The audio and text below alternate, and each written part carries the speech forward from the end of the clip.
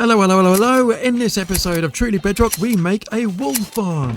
We play with some drowns. We plan out some railway lines.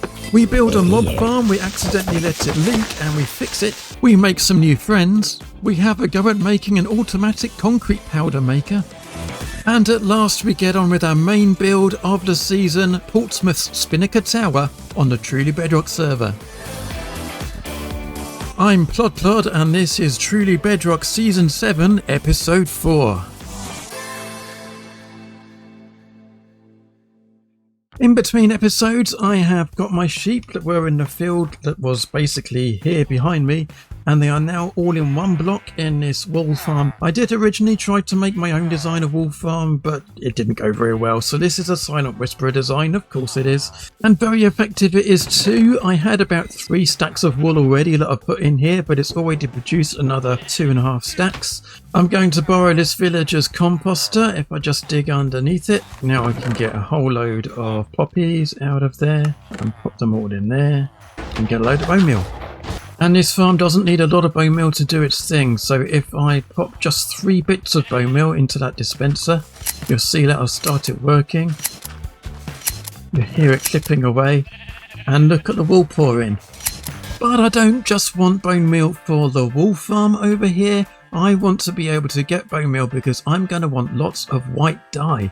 And to be honest, I'm not sure this setup is going to quite deliver the amount of bone meal I'm going to need. And when I think about it, I don't just want bones and bone meal, because I want some rotten flesh that I can sell to these guys. I want more string, because even though I'm getting loads of it from my iron farm, from the cats, you can't have enough string. And I certainly want some gunpowder to combine with my sugar in order to build some rockets for myself, so I don't have to keep buying them from other people. I think you can see where this is going. It's time to build a mob farm. Now, I'm not massively bothered about getting the very best rates that are possible. I just want something that's going to produce mobs and kill them while I'm in this area, while I'm here doing other things perhaps. So I'm thinking I'm just going to set up a single trident killer in the middle and then build a mob farm around it on the outside. But if I want a trident killer, first I'm going to need to get a trident.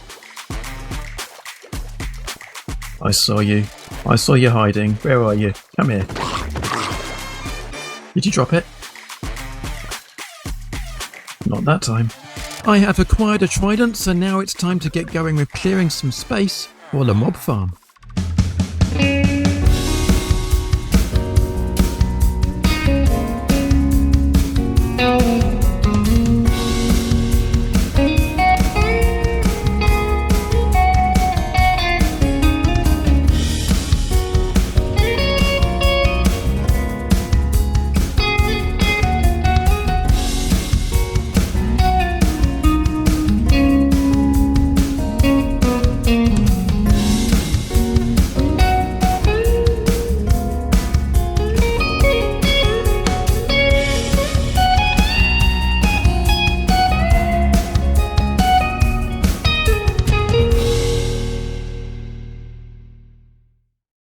Having cleared the area, I'm just going to make this space look a little bit better. There we go, that's better. Now I'm going to start off by placing a double chest.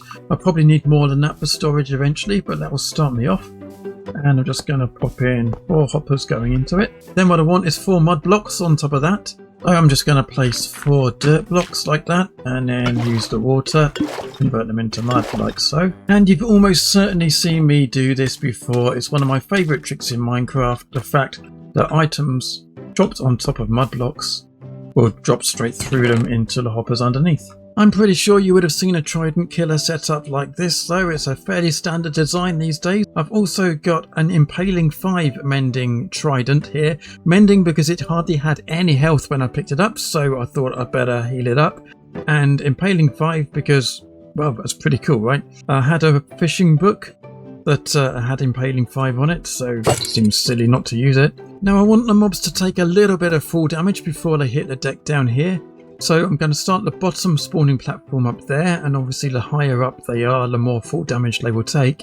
So I'm now looking down on the trident killer, or at least where it's going to be. Well, it is a fully functioning trident killer, there's just nothing going into it at the moment. I'm going to have a water stream coming along here and another one going along there. They are 8 blocks exactly, so the water will finish here. I don't need to put any signs or anything in to stop that. same with this, 8 blocks exactly. So again, no need for signs or buttons to stop the water flow. And so these are going to be the platforms, and there'll be several platforms just going upwards, just like this, all the way up. And yeah, the mobs will spawn. Obviously, we're not going to put water directly on here. We're going to do the old scaffolding trick. So we'll have layers of scaffolding like that, with water sources above going down. Pretty much the standard Bedrock Edition mob farm design these days. I'm going to take a quick break from the mob farm and head over to the main base with my brown wool. Okay, and the reason I want all of this brown wool is so that I can actually lay out where the buildings are going to go on my base. So if I grab some, we know we're going to have a building here. So basically, I think the footprint for the big tower is something like that. I think it's maybe a little bit bigger, probably comes out that way a little bit more. And then the same on this side. It looks pretty small actually, but maybe it's a little bit bigger than that. We'll give ourselves a bit of space around it, something like that. Boo! Hello. Oh, hello. How you doing? Hi. I'm doing good. First of all, I wanted to make sure you were okay because you just died a few minutes ago. Yeah, let's not talk about that. you look fine. Yeah. Yeah, mob farm issues. Gotcha. Okay. Well, more important than that, then, I wanted to ask you if you had any idea where your train station was going to be, because you're next. Ah, excellent. So the train line itself, is that what that line is over there in the air coming along? It is, yeah. And if you look just to our right over there, just at the edge of the trees, you can see the bit sticking out that's eventually heading your way. So I just need to know where we're actually bringing it. Yep. So I'm guessing JC's going to have a station over there somewhere. Is that right? Yep, that's sticking out. JC's station is. We can actually go take a look at it if you want. Oh, nice! Look at this. Yeah. This looks proper. I like it. Yeah. Thank you. Good job. Basically, as long as it's not coming right up into where this brown wall is, which is roughly at 1,000 on the x-axis. Yeah. Okay. So you want it this way, not that way. Okay. I think so. Yeah, roughly where we are now. And unless TF Brit wants it. Well, I don't mind if it goes the other side. Actually. Yeah. As long as it's one side or the other, but not through the middle. Okay. All right. That's fair. Yeah, I can check with Brit to see where he would like his station, or if he's even having a station. I think they might be doing some kind of shared station for the new crew, actually. Oh, okay. Because I know he's kind of set up on the coast, kind of in the corner. Yeah. So he might want it near the coast, but yeah. Yeah, exactly. Like, yeah, but also you guys are also all only one rocket from shopping anyway. So I'm expecting these to be more of a sightseeing tour for you guys. But well, you might have heard Lee mention that I had a little bit of a death going on with the mob farm. And let me show you why that is. Okay, so my mob farm is leaking a little bit, and I need to sort that out.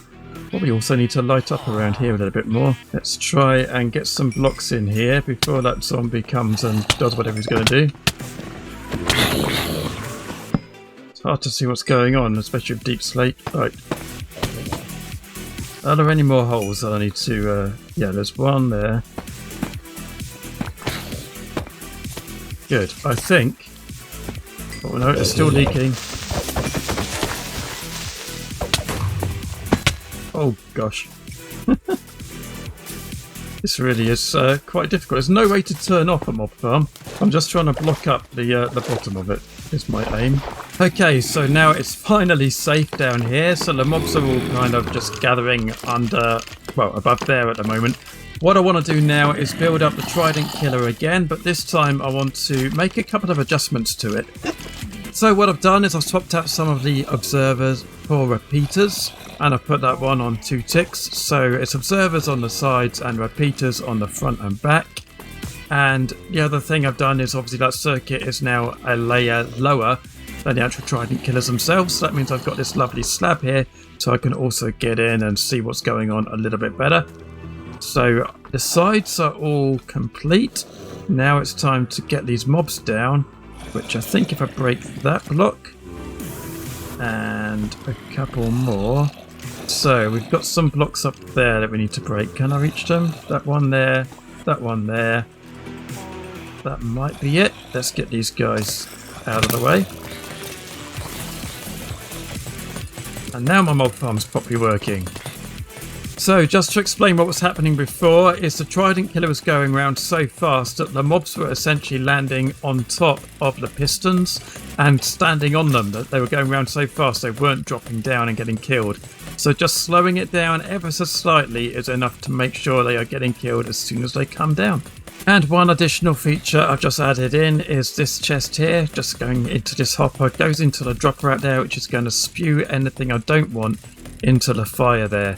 So I can easily get rid of all of that armour. Things like that I don't want. I just chuck them in there and they will just get disappeared.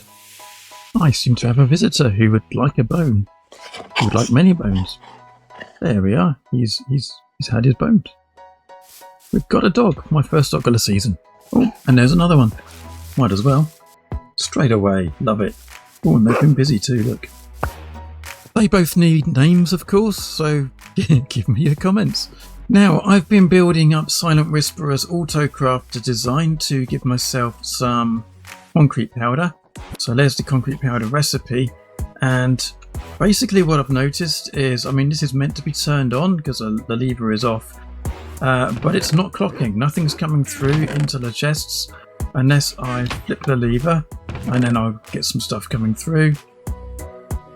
And then I have to flip the lever again, and nothing happens. So I have to keep turning this on and off in order to actually make it come through. And I thought it was meant to clock itself. So I guess I need to make a clock and power that block, or maybe power this block and change this shut-off system. But yeah, something with this design is not quite doing what it was meant to. So I'm just going to replace it with the usual observer clock type setup, that kind of thing. That should keep it all coming through, hopefully. And obviously I can still turn it off that way. Except that's powering... that's not right. Now these two dogs are noisy. I'm not quite sure I want all the dog noise going on in my base. Let's see if we can take them somewhere else, shall we? Come in here. In you come. You're supposed to be going in here. Come on. That's it. You can stay in my hotel room. I'm sure Alien won't mind a couple more roommates. That's better, so I've got rid of the shut-off system and instead I've replaced it with this. So basically as stuff is coming through the output hopper here, that will go, I'll change this comparator signal. This observer will pick up the change of signal and power this, which goes back and powers or unpowers, or it gives a little pulse at least to the crafter again. So basically that means as long as that's off, that will keep looping around and stuff will keep coming through. It also means it's a little bit better than your standard observer clock because it's not pulsing all the time. It's only pulsing when that signal changes of stuff coming through here or not coming through there. And of course I can still turn it off by flicking the lever. Whether the safeguards at the top work to stop the whole thing running when things run out, well, I don't know. I guess we'll find out in a minute. How much bone meal have we got? Oh yeah, no, it definitely doesn't work. What's that going to make? That's not going to make anything for us. It definitely loses the shape of the recipe, which is kind of the whole point of all this redstone up here, is to avoid it doing that. I guess I might as well take all this away. In fact, I think I'm going to head over to a creative world and make my own version of this. And after many hours of trying lots of different ideas on here, some of which you can see behind me, I've decided that maybe automating the concrete will be a bit of a waste of time, and I'm just better off using an ordinary crafting bench.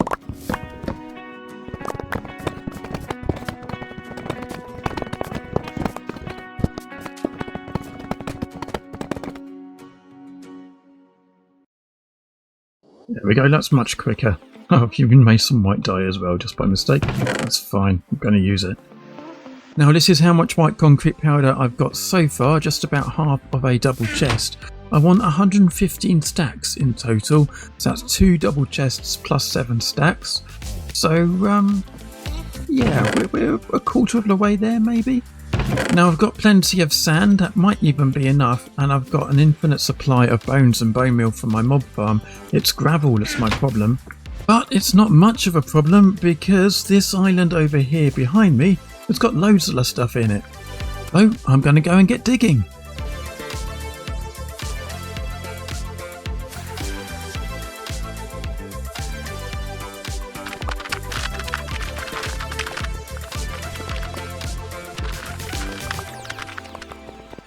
That's more like it. Now let's see how much concrete we can make. Well, that's one double chest full of white concrete powder, and now I've run out of sand. But the good news is I'm almost there in terms of the materials I need. I'm just down in the black market shopping district to see if anyone is selling sand or gravel, and nobody is. But somebody's selling beacons, and they're selling them at a very reasonable price too. Whoops, there's some water there. There we go, 1 diamond block for a beacon. Well, I'm definitely going to do that. Go, I'll have one of those. And also, they're selling some other bits around here. Blaze rods, that's good to know. We needed them a few weeks ago.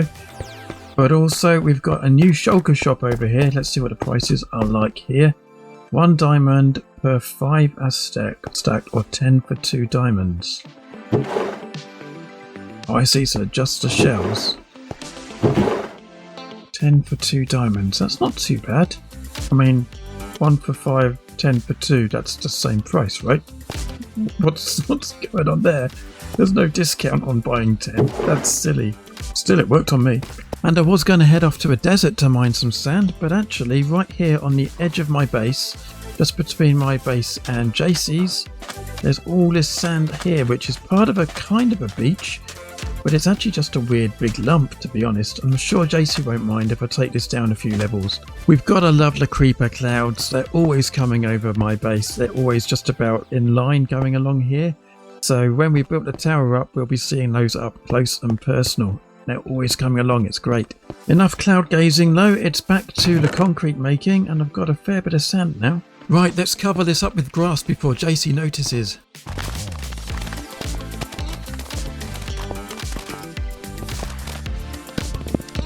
That's better. If she asks, tell her Enderman did it. I am very, very nearly there, but I am out of gravel again and a little bit short on sand. I've probably got enough sand to make up the concrete I need. I'm not sure. My gravel and stone island, though, I've pretty much got rid of all of the gravel that I can find. Everything's pretty much stone or dirt or a few ores and things around here now. I wonder if there are any patches of gravel I've missed on the main island over here. Yeah, look at all this. This is going to do great. Let's get digging. And I've finally done it. I've got 1, 2 full double chests full of white concrete powder, plus another 8 and a bit stacks. I only need 7 in there really, so I've got a few spare blocks. So now I can get building.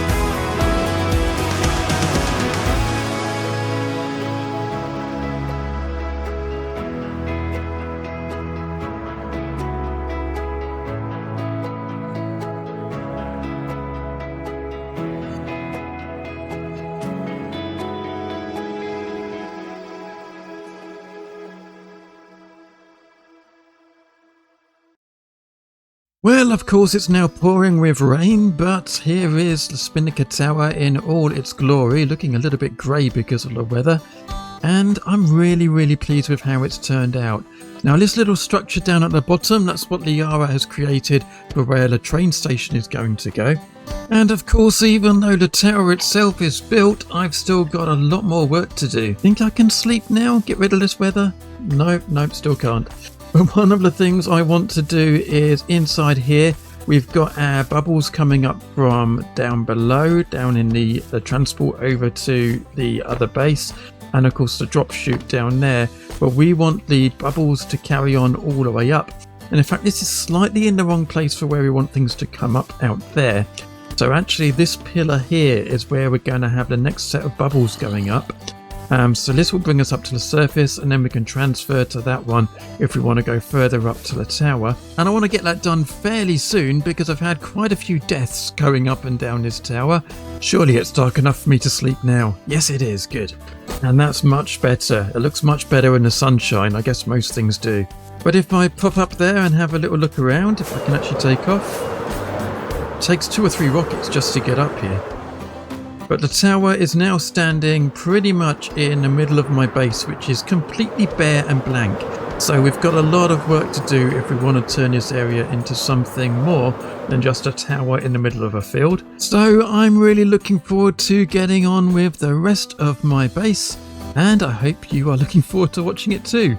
That of course starts in the next episode. I'll see you then. Bye!